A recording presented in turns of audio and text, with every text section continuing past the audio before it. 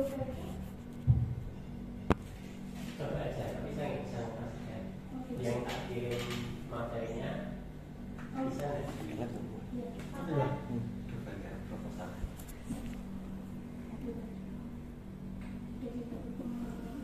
Iya. Sambil nunggu. Assalamualaikum warahmatullahi wabarakatuh. Terima kasih. Saya sampaikan. Tadi mungkin saya ralat sedikit. Jadi mungkin pengalamannya sebenarnya tidak banyak. Kan cuma satu di jurnalistik aja. Iya, tempatnya yang banyak. Jadi hanya waktunya yang panjang. Karena bukan punya banyak ilmu tapi lebih tua dari jenengan semuanya. Rata-rata lahir tahun berapa? 97. 97. Ya. Ada yang 2000. Saya 97 lulus Aliyah. Jauh banget ya. Ya. Jadi sebelum ini berarti sudah ada materi tentang jurnalistik ya. Iya. Artinya ini tinggal Pendalaman. pengayaan. Jadi tentang Fitches. Kalau yang selama ini ditulis oleh teman-teman itu apa? Selain status WhatsApp, biasanya dalam bentuk apa? Jadi nanti biar mudah gambarannya. Belum pernah ada yang nulis, maksudnya kan ini ngisi website kan. Iya. Apakah baru semuanya atau sudah ada yang pernah nulis? Sudah. Tulisannya biasanya atau tema lah, temanya apa? Tentang apa? Biasanya temanya itu kayak pelantikan gitu Pak. Oh, Kegiatan gitu ya? kegiatan. Iya. Kegiatan ya. Selain kegiatan, Profil mungkin seperti itu ya. Ya profil profil seseorang, misalkan ketua ketua. cabang gitu ya. Iya. Lainnya yang belakang-belakang, Itu kemarin kira-kira nulis apa? nulis apa? Esai ya. Yang belakang itu bagian esai Pak, menulis esai. Menulis esai. Iya. Satu aja contohnya kalau nulis esai apa? Yang sudah ditulis maksudnya. Kemarin di kelas pertama itu kita kayak belajar sejarah gitu. Iya. Sejarah Ibnu, sejarah Bojonegoro, sejarah. Sejarah daerahnya. di daerah. Oh, jadi misalkan Kirim kamu. Kirim apa? aslinya mana, terus sejarah desa begitu ya. Jadi memang tulisan itu ada banyak macam. Misalkan ada karya ilmiah, ada opini, ada esai, ada berita, ada. Tapi di setiap jenis tulisan itu nanti ada banyak varian, ada banyak. Misalkan nanti kita hanya fokus ngomong tentang Fitches. Fitches itu pun satu kesatuan, maksudnya kalau dipecah-pecah lagi, itu pun akan sangat banyak. Jadi tidak hanya satu. Kalau Fitches itu kalau nanti sejarahnya Fitches itu seperti apa, itu bisa di searching. Tapi ada satu buku itu yang khusus ngomongin soal Fitches. Satu buku, bayangkan. Jadi satu buku itu hanya soal Fitches. Judulnya Seandainya Saya Wartawan Tempo. Buku itu dicetak ulang beberapa kali dan selalu laku. Judulnya memang Seandainya Saya Wartawan Tempo, tapi sebenarnya itu bukan kalau saya jadi wartawan Tempo apa ya, tapi itu tentang semuanya Fitches. Karena Fitches itu kalau di Indonesia itu lebih banyak dikenalkan oleh Tempo. Jadi nanti akan kita akan bahas. Cuma nanti kalau mau ada tanya jangan canggung ya. Jadi maksudnya tanya aja. Kadang saya menyampaikannya nanti ke barat, tapi yang dibutuhkan oleh jenengan semuanya ke timur gitu loh maksudnya. Jadi ini saya menyampaikan apa yang coba saya pahami dan saya pengalaman saya. Nah, Tapi nanti jenengan tanya aja yang kira-kira saya pengen pada sisi ini, kalau saya punya masalah ini bagaimana, maksudnya gitu loh. Jadi problem-problem apa yang biasanya jenengan alami kalau mau menulis pitches. Oke. Mungkin saya belum ya. Jadi mungkin flashback ke belakang. Semuanya ini nanti kan akan menulis. Jadi menulis itu memang banyak. Nah, pitches itu satu menulis yang itu butuh skill. Butuh skill itu maksudnya gini. Kalau jenengan semuanya percaya mana antara menulis itu bakat dengan bukan bakat? Bukan bakat. Lainnya sepakat ya. Jadi memang menulis itu tidak sekedar bakat. Tidak ada yang namanya anak kecil itu lahir terus bisa menulis. Tidak mungkin nanti jenengan keluar dari sini terus bisa menulis hebat, enggak. Jadi menulis itu kerja keras, disiplin dan lain sebagainya. Nah, ini saya coba untuk berbincang tentang dunia pitches. Saya flashback ke belakang tentang pitches, tentang jurnalistik. Jadi yang jenengan semuanya nanti akan lakukan itu adalah jurnalistik. Jurnalistik itu apa? Sederhananya jurnalistik itu adalah mencari, mengolah dan menyajikan informasi. Tapi kalau di dunia jurnalistik, di pers, itu harus ditambahi ke media massa. Kenapa harus ditambahi dengan media massa?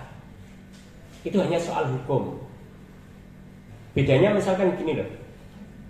Saya nulis berita, tapi saya tulis di Facebook. Jenengan menulis tapi nulisnya di detik.com misalkan. Bedanya di mana? Sama-sama memakai jurnalistik. Apa bedanya kira-kira? Jadi bedanya itu kalau di sisi hukum. Kalau saya nulisnya di Facebook itu tentu undang-undang ITE atau undang-undang pidana. Tapi kalau jenengan semuanya itu statusnya reporter terus wartawannya kompas.com misalkan, itu nanti kalau ada kekeliruan itu pakai undang-undang pers. Jadi ini biasanya kalau kuliah di komunikasi, kebetulan saya itu S1-nya komunikasi, S2-nya komunikasi. Kenapa saya IPK-nya bagus di S2? S2 itu kalau nanti jenengan semuanya S2 itu sangat mudah. Lebih sulit S1 daripada S2. Kalau tidak percaya, buktikan. Serius. Terus begini. Nanti coba ini sudah. Langsung aja. Nah ini saya ingin flashback dulu sebelum pada sisi pitches. Jadi ini kan bukan sesuatu yang baru. 5W1H ini kan bukan sesuatu yang baru. Hampir semuanya adalah pada sisi ini. Kalau sekolah jurnal kalau kita ngomong soal jurnalistik itu selalu ya 5W1H. Apa, siapa, di mana, kapan, kenapa dan bagaimana. Dan ini tidak perlu saya jelaskan ya, tapi jenengan semuanya kan sudah di luar kepala. Kayaknya di mata kuliah kalau di umum itu ada enggak yang nyerempet-nyerempet begini di mata kuliah apa? Bahasa Indonesia ya. Pelajaran bahasa Indonesia. Kenapa? Kalau ini soal filosofi ya. Filosofi kenapa di jurnalistik itu akan memunculkan 5W1H? Itu karena pertanyaan paling mendasar orang itu pasti ini. Misalkan adiknya jenengan itu kesandung, pulang-pulang nangis. Yang jenengan tanyakan apa? Loh, kenapa? Kesandung. Di mana? Di depan rumah. Kapan? Kan begitu toh. Jadi ceritanya bagaimana? Kok bisa kesandung? Ini adalah pertanyaan-pertanyaan paling dasar, sehingga ini dipakai oleh prinsip jurnalistik itu selalu pakai ini 5W1H. Kalau dulu sebenarnya 5W lalu ditambahi H. Nah, oke lanjut. Nah ini ya, ini coba saya masuk di dunia features. Features itu, kalau ini sederhananya ya, jenis berita itu kalau kita mau bagi lagi itu menjadi kadang ada yang ngomong soft news, hard news, ada yang ngomong straight news, ada yang itu macam-macam. Tapi ini coba saya kelompokkan menjadi dua saja. Hard news, misalkan hard news itu yang kegiatan, misalkan ada pelantikan IPNU misalkan atau pelantikan IPPNU. Nah itu kegiatan namanya. Biasanya kalau ini di paragraf pertama itu selalu langsung mencakup 5W1H tadi. Kenapa? Karena kalau di hard news itu modelnya selalu piramida terbalik. Ngerti piramida terbalik ya? Jadi dia besarnya di atas, kecilnya di bawah.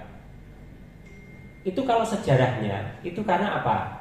Itu dicetak koran, maksudnya koran, majalah, dan itu terbatas space. Sehingga apa? Semua harus ada di depan yang penting-penting. Jadi misalkan kalau ada kecelakaan, kalau kita hard news atau pelantikan lah. Jadi misalkan gini, 10 pengurus harian dilantik pada tanggal ini di sini, tujuannya untuk reorganisasi. Itu kan sudah lengkap. Itu namanya hard news. Kenapa? Kalau dulu itu di koran, itu akan memudahkan editor atau redaktur untuk memotong tulisan. Kan misalkan begini, kalau di koran itu beda dengan online. Koran itu satu halaman itu misalkan maksimal ada 5 berita. Kalau sudah dipotong ada iklan separuh halaman misalkan, beritanya menjadi semakin pendek. Untuk memudahkan editor atau redaktur itu untuk mengedit, yang tidak penting ditaruh di paling bawah. Jadi strukturnya itu penting, agak penting, mulai tidak penting, tidak penting, tidak penting. Kan begitu, itu piramida terbalik. Jadi misalkan saya redaktur, terus tulisannya jenengan semuanya tak edit, ternyata ini untuk koran atau majalah dan space-nya kecil, saya tinggal motong di bawah, tidak mengurangi substansi. Kalau anak SMA yang belajaran ngedit dan layout, itu biasanya akan berbeda. Masih panjang dilebok nih kabeh, dadi engko tulisannya cilik-cilik. Sing halaman berikutnya karena pendek, fontnya gede-gede. Kalau di koran kan enggak, itu tidak standar. Jadi di koran itu font dan apa-apa harus sama. Di standarnya begitu. Jadi hard news begitu ya. Nah, dia akan berbeda ketika jenis berita yang lain. Itu features. Jadi features itu mungkin kalau ini saya menyebutnya itu seperti berita kisah. Jadi dia lebih lentur, luas, tidak menggunakan, malah menghindari piramida terbalik. Boleh jadi kalau tanda kutipnya itu suka-suka. Jadi nulis features itu suka-suka. Suka-suka itu bisa kutipan, langsung kutipan gitu, itu untuk menjadi pembuka. Bisa sesuatu hal yang menarik. Itu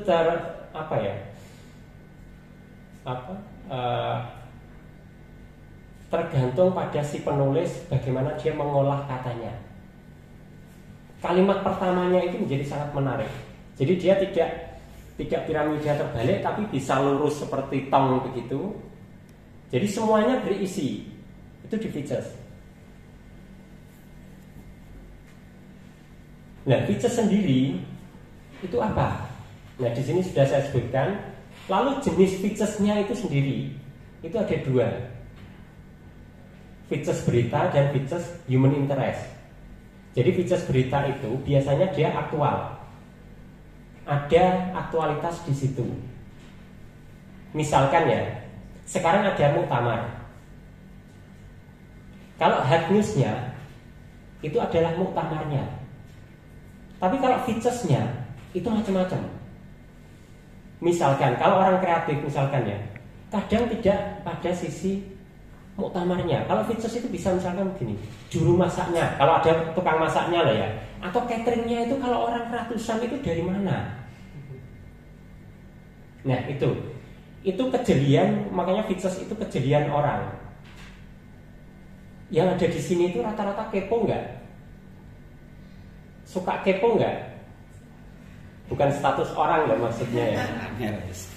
Jadi maksudnya gini, wartawan itu biasanya di nalurinya itu selalu bertanya. Apalagi misalkan begini, kenapa dulu itu ketika saya menjadi wartawan, awal sekali itu diwajibkan menulis features 1 hari 1 kali. Itu sebenarnya apa? Untuk melatih. Karena features itu tulisan yang dia butuh waktu, butuh skill, kebiasaan.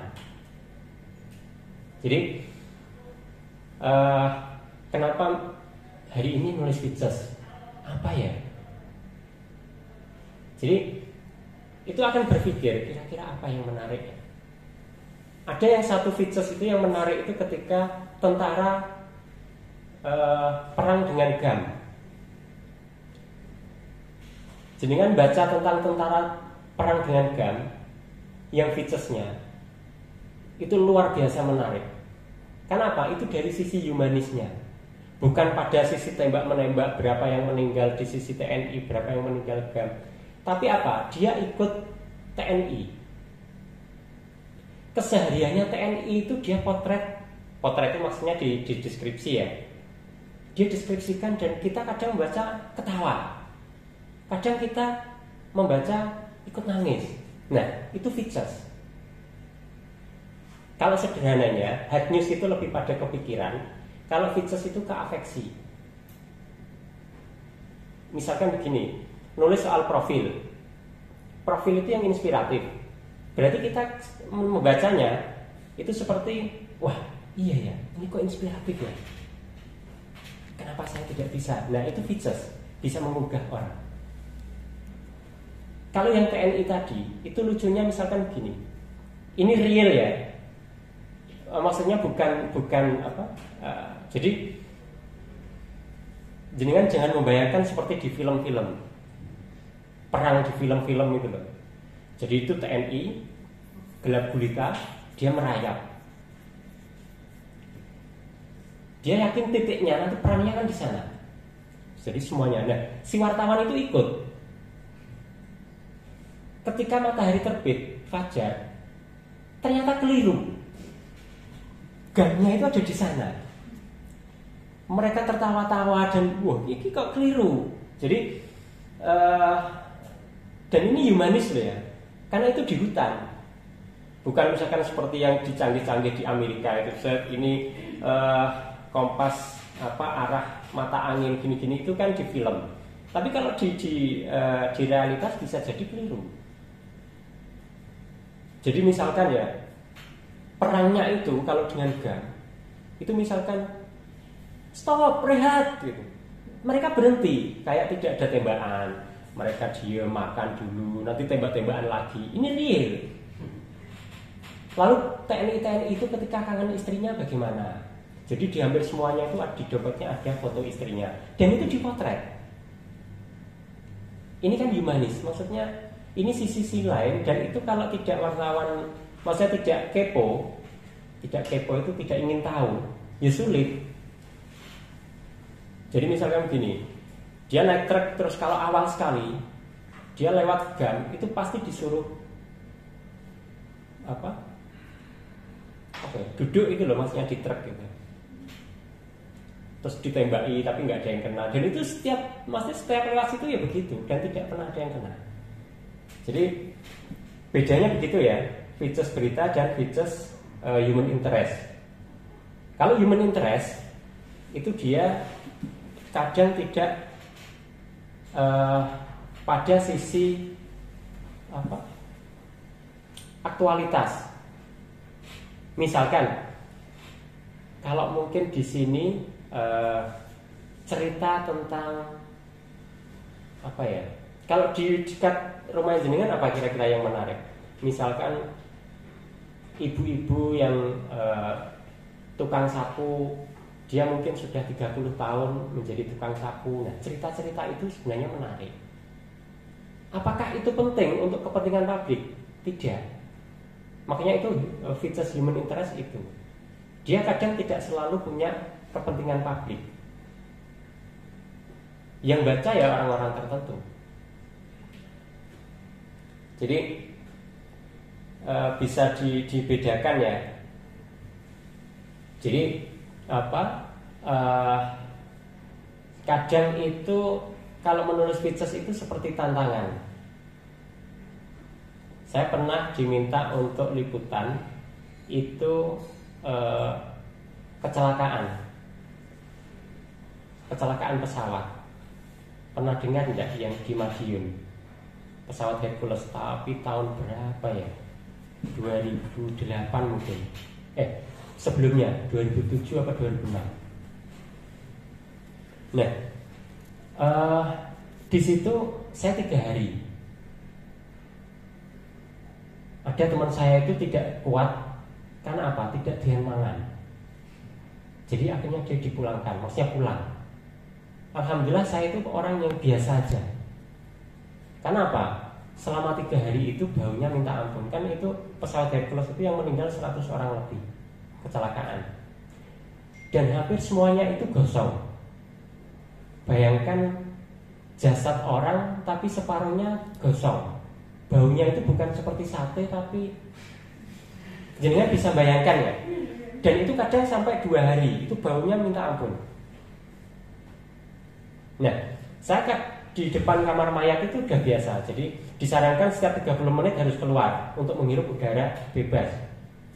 Ada yang tidak doyan makan sampai 2 hari itu. Tapi alhamdulillah kalau saya habis dari ruang kamar mayat keluar, cuci tangan, makan. Biasa. Padahal sebelumnya hari pertama itu jenazah itu dijejer itu di ruang parkir. Karena puluhan. Bayangkan, dan itu baunya minta ampun. Dan waktu itu jarang pakai masker karena belum ada corona. Cuman semuanya diwajibkan pakai masker yang hari kedua. Dan kalau bisa itu dilapis. Baunya soalnya minta ampun.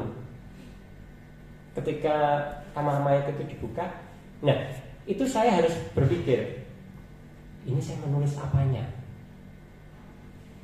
Selalu dihadapkan pada hard news dan features. Karena mintanya selalu begitu. Jadi seorang jurnalis itu memang tantangannya di situ.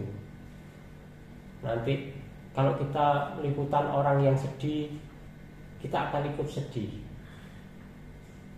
Itu sudah resiko. Kalau kita ngobrol dengan diskusi wawancara dengan orang yang misalkan dia peraih apa gitu, dia kan berbunga-bunga. Kita juga akan ikut berbunga-bunga. Jadi mungkin ini hanya sekedar share pengalaman.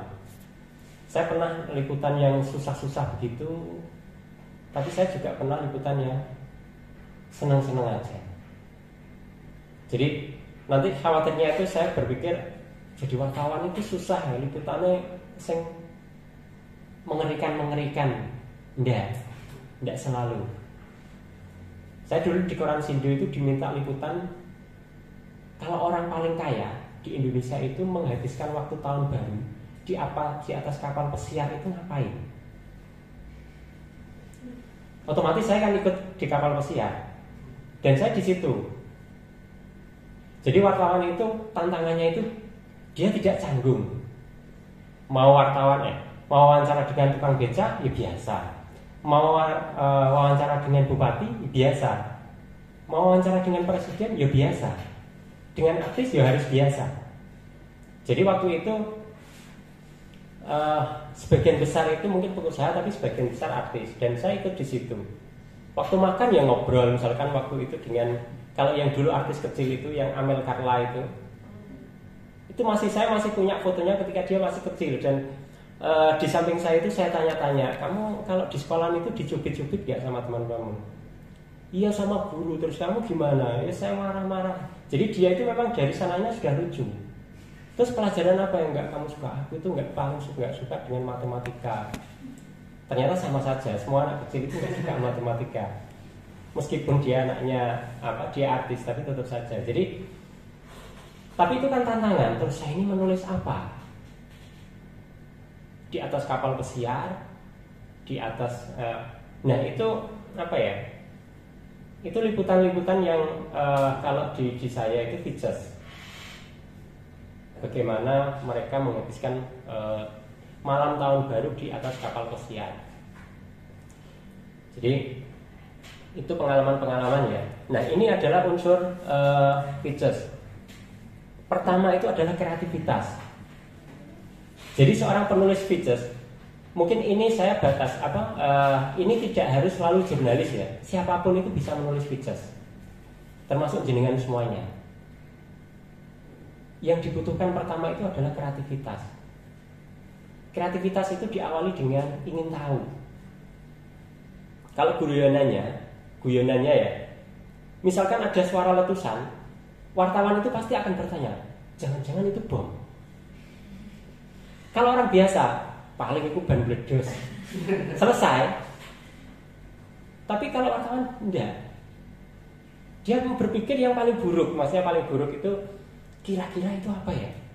Jangan sampai itu dibiarkan begitu saja. Maksudnya begitu itu wartawan. Jadi dia rasa ingin tahunya besar. Tapi bukan rasa ingin tahu misalkan kehidupan orang lain dan sebagainya, itu udah beda ya. Nah, yang kedua misalkan subjektivitas. Features itu bisa memasukkan subjektivitas. Salah satu contoh di buku yang seandainya saya wartawan Tempo itu disebutkan bagaimana cerita seorang polisi menyamar untuk menangkap seorang pekerja wanita nakal maksudnya. Dia cerita, tapi ini sisi lucu. Dia masuk pada sisi subjektivitas dan menghibur. Jadi si polisi itu cerita, dia sudah sama dua orang, sama temannya, sama-sama polisi, dia ingin menangkap atau lalu apa? Yang satu pura-pura menjadi laki-laki nakal. Nah, ketika udah janjian dengan temannya, kalau nanti sudah 5 menit di kamar, grebek, kan begitu ya? Udah, si laki-laki sudah janjian, dan ketika jalan dia sudah pakai kode, dan kode itu hanya dimengerti oleh 2 orang sama-sama polisi. Misalkan dia bawa rokok, terus rokoknya ditunjukkan, nah itu sudah kode. Lalu dia masuk. Di dalam 5 menit itu nggak digedor-gedor. Ini temennya di mana? Kok nggak digedor-gedor? Sampai 10 menit, sampai 15 menit akhirnya apa? Si perempuannya itu ditangkap sendiri oleh si laki-laki yang ada di kamar. Dia penasaran ngapain si temennya itu. Ternyata apa? Temennya itu asik baca komik sampai kelupaan. Jadi dia di ruang tunggu hotel itu dia baca komik dan kelupaan kalau sudah 10 menit. Waktunya ngrebek temennya itu maksudnya. Dan itu adalah apa? Itu cerita subjektivitas. Makanya kalau features itu pada sisi subjektivitas itu kuat. Kalau pernah nulis cerpen, nulis features itu mirip nulis cerpen. Jadi bisa memasukkan unsur saya, tapi unsur saya itu nanti bisa dipertanggungjawabkan. Beda dengan fiksi loh ya, tetapi tetap yang disajikan itu tetap fakta. Jadi misalkan begini, jenengan mau nulis tentang ibu-ibu yang nyapu misalkan, atau tukang sapu di balai desa misalkan. Jenengan kan bisa mendapat cerita dari si ibu itu, berangkat jam berapa, lalu sebelum berangkat itu dia menyiapkan makanan untuk keluarganya enggak, jam berapa, tadi pagi makanannya apa. Seperti interogasi tapi itu detail. Sehingga ketika jenengan semuanya itu menyajikan cerita, itu menjadi humanis. Jadi bukan seorang ibu sudah 30 tahun menjadi tukang sapu di balai desa. Dia berasal dari RT ini, enggak. Itu kurang menarik. Karena apa? Itu lebih pada head news, mengabarkan bahwa perempuan ini adalah tukang sapu yang sudah 30 tahun. Tapi kalau di Features itu beda. Ada penekanan di situ di ceritanya. Ada dramatisasi. Jadi misalkan gini, pukul 3 pagi si ibu itu sudah bangun. Dia lalu menanak nasi dan menyiapkan air hangat untuk anaknya yang kelas TK. Sekitar pukul 6 semuanya siap dan si ibu harus menyuapi anaknya yang masih kecil. Jadi misalkan begitu, itu Features. Jadi Features itu lebih pada sisi kalau cerita yang humanis. Teman-teman bisa menghadirkan cerita yang sangat disukai. Saya pernah wawancara, kalau di Jogja itu, saya sebenarnya kantornya di Jogja. Kalau di Jogja biasanya di Malioboro ya. Tapi saya di Jogja malah jarang ke Malioboro. Nah, di Jogja itu, di Beringharjo itu ada ibu-ibu pemanggul. Kerjanya itu manggul. Porter tapi ibu-ibu. Dan itu lumayan berat. Saya pernah ngikuti itu, saya pernah wawancara, tapi itu video. Jadi video Features. Sangat humanis. Karena apa? Si ibu itu tetap tertawa. Terus saya tanya, berangkatnya jam berapa? Saya jam 3 sudah dari rumah. Kan saya harus bertanya, lah jam 3 itu sebelumnya jenengan menyiapkan semuanya? Iya, saya harus gini.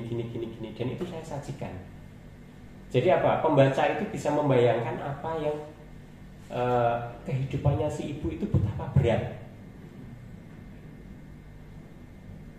Kalau mungkin orang biasa, dia bangun jam subuh, mungkin tidur lagi. Tapi si ibu ini enggak. Nah, kayak gitu loh. Dan ketika di Beringharjo, si ibu ini harus memanggul misalkan dia. Dan dapat berapa? Ya kadang dapat 10.000, kadang 15.000, tinggal si pemberi. Nah, itu ya, bisa dibayangkan ya Features itu. Lalu dia informatif tentu saja, karena ini unsurnya ada unsur berita, dia memberi informasi. Lalu menghibur. Yang menghibur itu yang seperti yang saya sampaikan tadi ya, yang lucu-lucu, yang karena Features itu memang lentur, jadi dia bisa untuk menghibur orang. Kenapa ada yang bilang begini, Features itu akan lebih kuat di video? Ada yang benarnya juga. Karena kalau di video itu begini, kamera itu akan menyorot. Ketika si ibu nangis misalkan, kamera akan menyorot tanpa ada orang siapapun yang menjelaskan bahwa ibu ini sedih. Tapi kalau dengan semuanya nulis, itu harus menggambarkan si ibu ini sedih bagaimana gambarannya. Itu bedanya teks dengan visual. Jadi menghibur, lalu awet. Awet ini mungkin maksudnya adalah timeless. Jadi timeless itu jenengan nulis Features sekarang, dibaca 5 tahun yang akan datang, itu tetap indah. Beda ketika misalkan yang hard news. Hard news itu ya sehari, 2 hari sudah tidak ada yang baca. Tapi kalau sudah misalkan yang Features profil misalkan, profil itu kan akan dibaca setahun lagi ya tetap enak saja dibaca. Itu bedanya. Nah, ini soal panjang tulisan itu relatif ya. Ada yang sampai berlembar-lembar 20 halaman, itu soal beda. Kalau teman-teman semuanya itu senang nulisnya biasanya di mana? Di HP, laptop, kertas, laptop ya. Yang ditulis selain tugas kuliah, selain itu rata-rata apa? atau tidak pernah? Kalau saya bukan mengusulkan ya, apa? Lainnya mengusulkan ini apa ya, Bos? Apa? Menyarankan nih. Ya pokoknya gitulah ya. Itu jenengan semuanya itu punya target kecil dan target besar di dunia tulis menulis. Kadang target kecil itu untuk apa? Untuk skill, bermain-main. Saya contohkan ya, misalkan untuk gambaran. Saya itu punya teman, dia itu seorang penyair, rumahnya Gresik. Dia beberapa nulis buku, dan dia penyair nasional, maksudnya namanya sudah nasional. Satu tulisannya misalkan di Kompas itu bisa muat dan dia dapat fee-nya bisa 1,5 juta satu puisi, misalkan kayak gitulah. Nah, dia itu teman saya ngopi, itu sudah lama, sama-sama nyukai buku. Saya iseng itu maksudnya saya yang seperti yang saya sampaikan, saya punya target kecil. Saya ingin menulis tentang dia dan karyanya. Untuk apa? Tidak untuk apa-apa.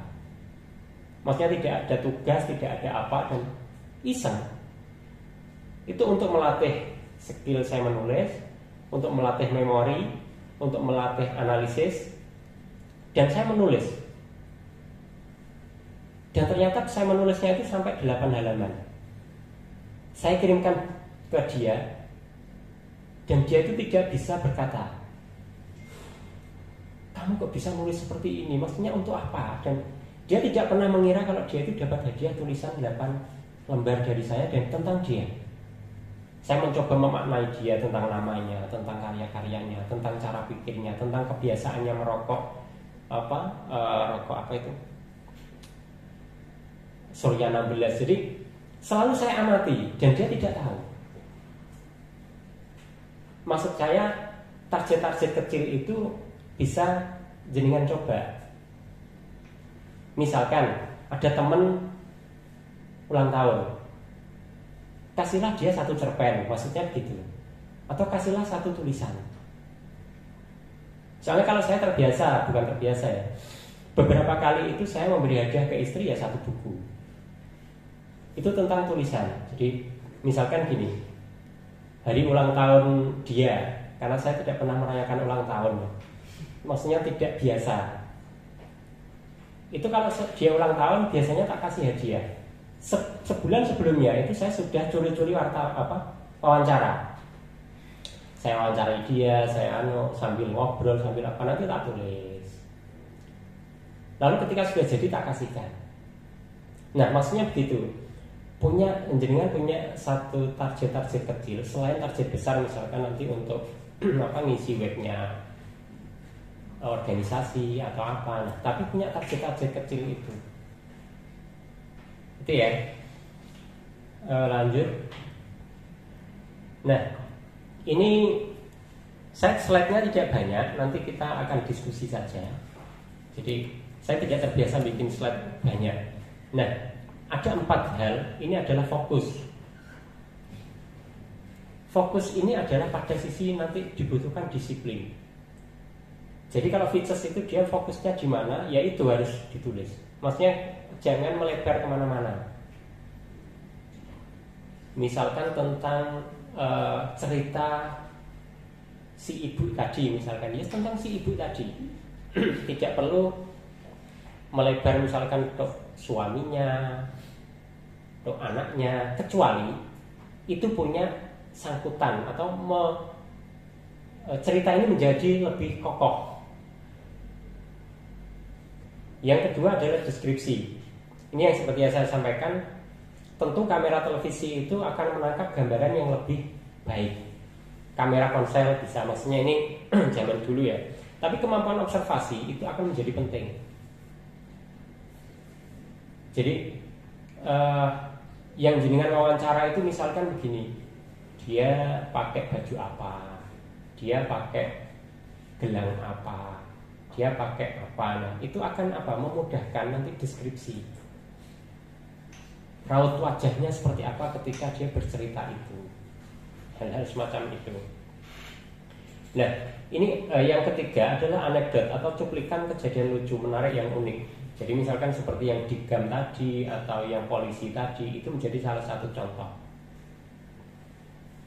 Jadi kadang kan ada kutipan ya, yang kita wawancara itu kadang kan nyentuh punya kutipan yang menarik gitu loh. Nah itu langsung kita tulis. Atau misalkan kalau kita rekam itu ditandai. Kadang kan kita wawancara itu awalnya ingin menulis A, tapi ketika di situ ada hal yang lebih bagus, bisa melenceng menjadi B. Melenceng itu maksudnya angle-nya ya, bukan nanti temanya mau wawancara tentang profil, malah bukan profil misalkan, tentang apanya, itu beda. Nah, ini kutipan.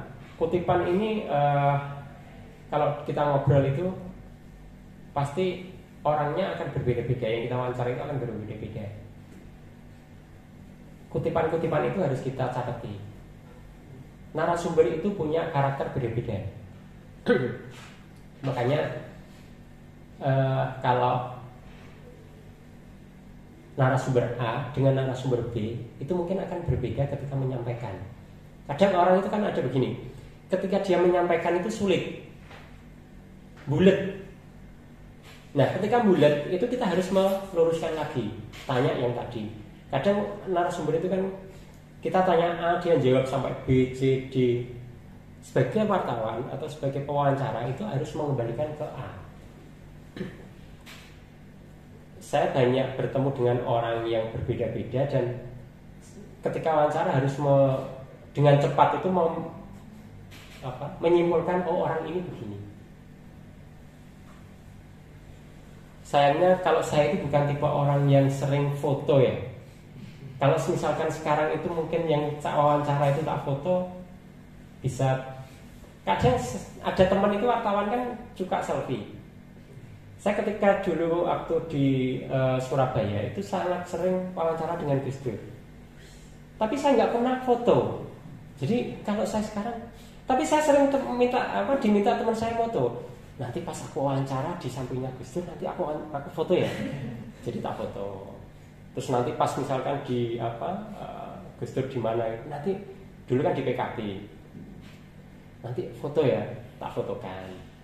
Padahal itu kalau saya itu sering, misalkan kalau dulu itu pakai mic. Pakai apa?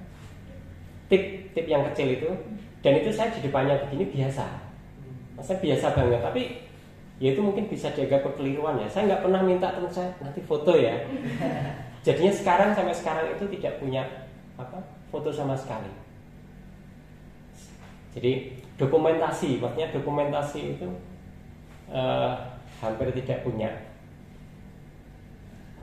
Oke, lanjut. Nah, ini langsung mulai menulis. Jadi judul itu menarik. Judul itu bisa kutipan, bisa macam-macam. Bebas maksudnya. Jadi judul itu usahakan bukan seperti hard news. Hard news itu misalkan begini,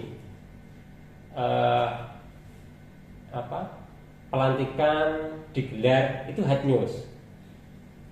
Tapi kalau dikutip di Features itu bisa kutipan orang langsung atau pokoknya hal-hal yang menarik. Bisa seperti puisi, agar orang itu kan, oh iya, ini menarik ya. Dari sisi kata-katanya saja sudah menarik. Saya yakin kalau nulis status di WA itu puitis-puitis biasanya. Selain kuliner lah ya. Kadang kan sampai misalkan yang mengambil puisinya penyair-penyair atau apa gitu kan, meskipun itu googling misalkan. Nah, yang lalu setelah judul itu lead itu kepala berita. Kepala berita itu maksudnya paragraf pertama yang di setiap berita, entah itu features entah apa, itu namanya lead. Nah, lead itu juga harus menarik. Kenapa? Ya itu menjadi pembuka. Pembuka, orang akan membaca ini enggak. Bisa misalkan kesimpulan. Jadi features itu indahnya di situ. semakin dia piawai, semakin dia hebat menulis features, dia akan semakin mudah untuk membuat satu paragraf yang itu bisa membuat orang membaca sampai akhir. Yang recommended untuk nulis features sekarang itu adalah koran Kompas. Tapi saya yakin yang ada di sini tidak pernah baca koran Kompas, karena zamannya bukan koran digital. Tapi sebenarnya ada juga versi digital. Kalau saya ini kan orang koran, maksudnya orang koran itu saya lama di koran, jadi hampir sampai sekarang itu saya masih membeli koran Kompas edisi Sabtu Minggu untuk membaca features-featuresnya, resensi, esai, dan itu bisa untuk menambah wawasan, terutama skill menulis. Jadi itu ya. Ya, yang ketiga isi. Tentu isinya ya seperti biasa, maksudnya tidak bisa dijelaskan dengan kata-kata, maksudnya kata-kata tak masalah lah.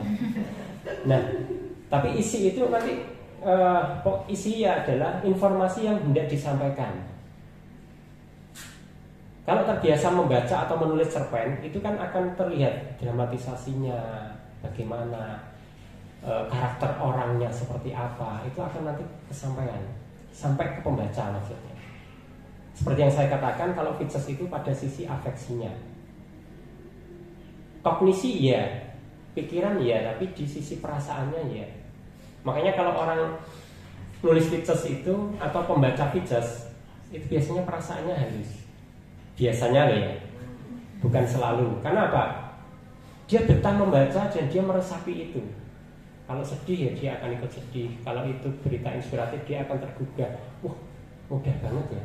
Misalkan nanti temennya itu ada usaha, punya usaha, dan usaha itu dia dari nol berkeringat terus mau. Nah itu kan inspiratif. Hal-hal semacam itu sebenarnya yang masih kurang dipublish. Nanti teman-teman bisa memperbanyak hal semacam itu dan bisa ditulis dengan model features. Jadi misalkan temennya membuat apa, kerajinan apa biasanya, apa, mungkin taplak yang dari apa, dari benang misalkan. Nah itu bagaimana dia belajar, bagaimana, poinnya di mana? Poinnya adalah membuat itu mudah, misalkan gitu, tapi butuh kerja keras. Nah, maksudnya, jadi semuanya bisa melakukan asal ada kemauan, nah, seperti itu. Lalu ada penutup. Ya penutupnya itu bisa malah menjadi pertanyaan atau ya ini terserah. Jadi kutipan-kutipan itu menjadi penutup itu biar orang bisa kata mutiara. Jadi macam-macam ya. Karena features itu beda dengan head news. Kalau features itu pokoknya seperti yang saya katakan suka-suka.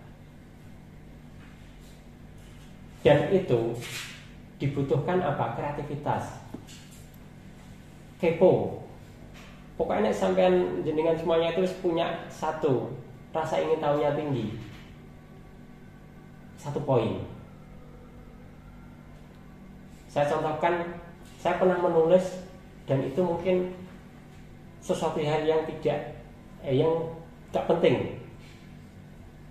Jadi ketika di blogspot atau di web saya ada. Jadi ketika saya ada tugas liputan, saya itu naik pesawat dari Jakarta ke Singapura. Di situ itu di samping saya kan bangkunya 3. Di samping saya itu ada nenek dan kakek. Asli Cina, karena bahasanya Cina dan aku nggak paham. Ya tentu nggak paham sih. Nah, karena saya itu terbiasa atau di otak saya, maksudnya saya itu jurnalis, saya selalu curi pandang. Jadi si nenek dan kakek itu, neneknya itu buka permen, didulangin yang suaminya. Terus saya ditawari, bahasane opo tapi pokoknya permen ini diwenehin aku. Terus saya bilang terima kasih, maksudnya saya nggak merepotkan maksudnya gitu. Nah itu kan saya perhatikan betapa romantisnya si pasangan suami istri yang sudah kakek nenek ini. Sepulang saya dari Singapura, saya ketemu orang, saya juga, dan itu dari saya catat kok. Kenapa? Karena saya wartawan, saya selalu curi-curi pandang. Jadi misalkan di tiketnya itu, saya kan lirik, hanya untuk mengetahui. Jadi itu nanti di tulisan saya akan muncul, oh dia dari Belgia, oh dia dari mana. Itu masih muda.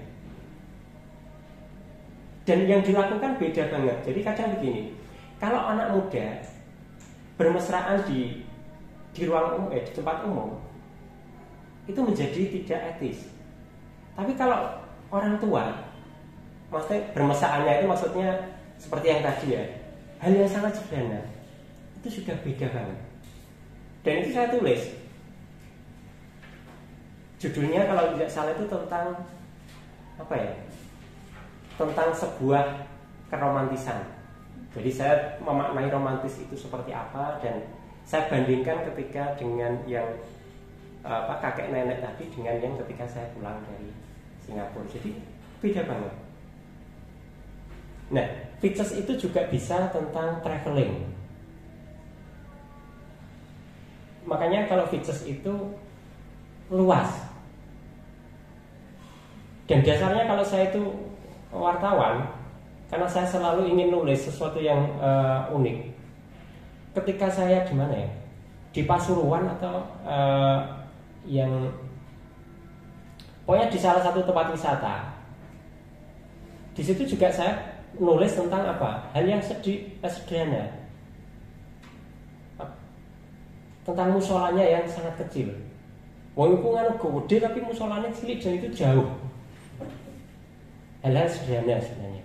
Jadi nanti itu bisa diawali dari hal-hal sederhana di sekitar. Bisa dengan diawali dengan nulis esai. Esai itu sebenarnya juga bisa disinkronkan dengan pictures. Karena apa? Itu bisa deskripsi juga, bisa ditambahi wawancara juga. Jadi itu ya. Ini slide terakhir. Nanti kita diskusi saja, nggak ngerti sampai jam berapa. Saya sebenarnya santai. Jadi nanti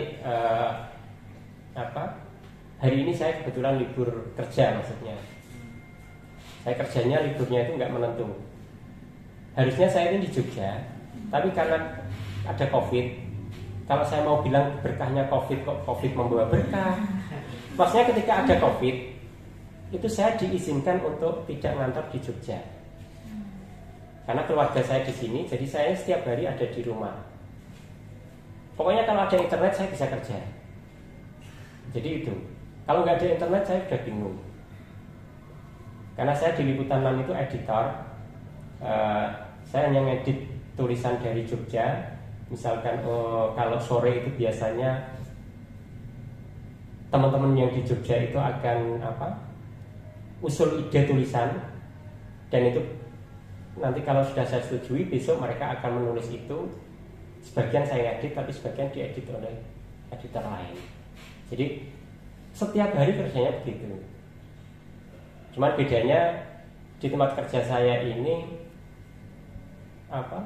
seperti PNS. Liburnya 2 hari di seminggu. Jadi nggak minggu saja, tapi karena harus rolling, hari minggu ini saya liburnya Jumat Sabtu. Mungkin minggu depan Sabtu Minggu. Gak jelas maksudnya. Oke itu ya. Nanti kita bisa diskusi aja. Terima kasih. Tepuk tangan untuk komentar kita tadi. Terima kasih banyak Pak sudah memberikan materi untuk kita semua dan sharing beberapa pengalaman Bapak selama di jurnalistik gitu. Nah, langsung saja dari teman-teman yang ingin bertanya atau mungkin ada hal-hal yang kurang dipahami dari yang dijelaskan oleh Pak Nanang tadi, bisa langsung ditanyakan. Kita tanya saja, diskusi, sharing-sharing, atau mungkin ada kendala-kendala dalam menulis bisa di-sharingkan dengan pemateri kita. Silahkan teman-teman.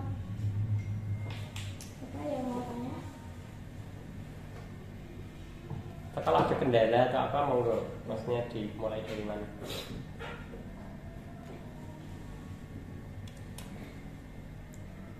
Mungkin saya awali dari saya dulu Pak ya. Monggo. Nah, ini kan features atau feature ini seperti yang jenengan bilang tadi, tulisannya itu luas gitu.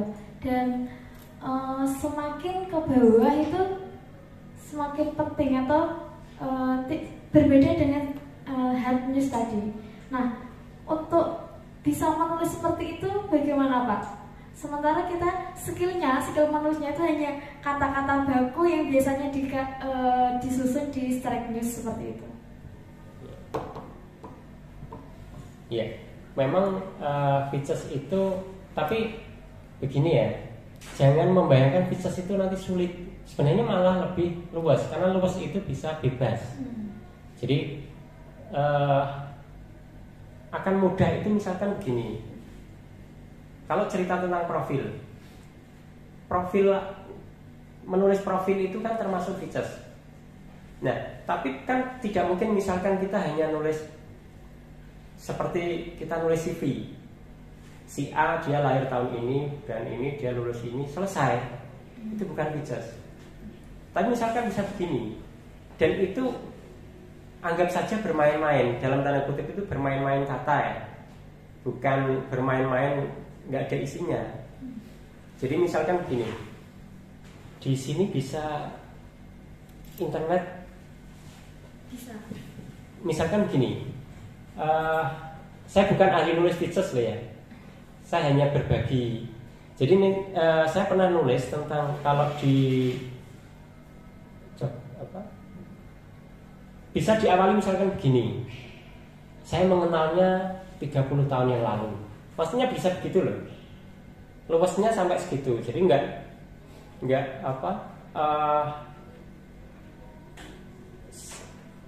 narasumber ini lahir tahun ini, enggak begitu.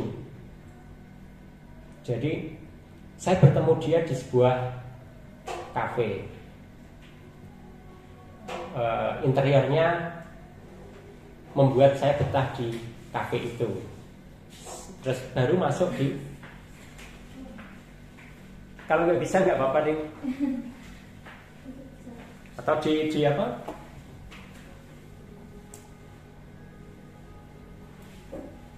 Jadi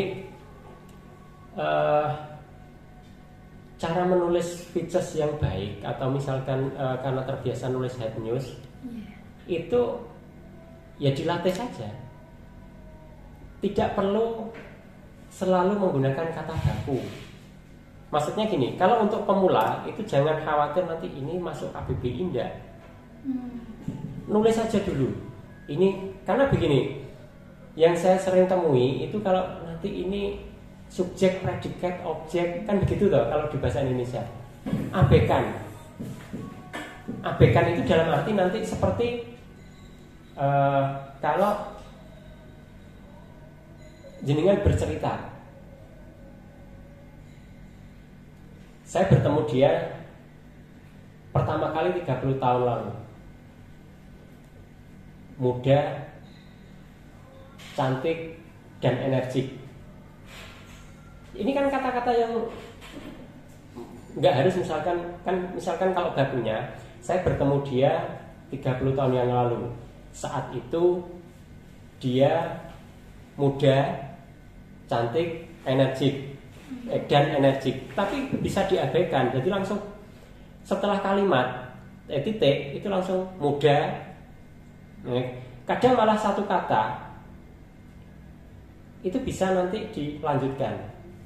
Jadi misalkan begini, saya bertemu dia 30 tahun yang lalu. Waktu itu dia bla bla bla bla bla. Saya ingin memulai cerita tentang dia ketika titik. Begini, titik. Begini, titik itu kan kalau di kalimatnya kan enggak, kalau di bahasa Indonesia maksudnya kok hanya begini, bagaimana begini. Tapi kalau di features itu hal-hal wajar, seperti orang bercerita saja. Semakin indah atau semakin indah untuk bercerita, semakin bagus. bisa ya, misalkan coba